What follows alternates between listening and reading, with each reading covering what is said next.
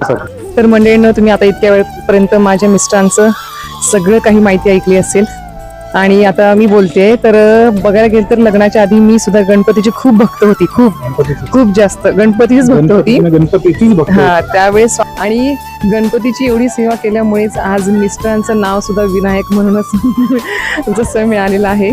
माझा जन्म हा विनायक चतुर्थीच्या दिवशी झालेला आहे. आणि ज्या वेळेस मला माझी मुलगी म्हणजे ज्यावेळेस डिटेक्ट झालं की मी प्रेग्नेंट आहे, तो क्षण सुद्धा मोरया गोसावीच्या मंदिरातलाच होता. त्यामुळे खूप असे क्षण आहेत.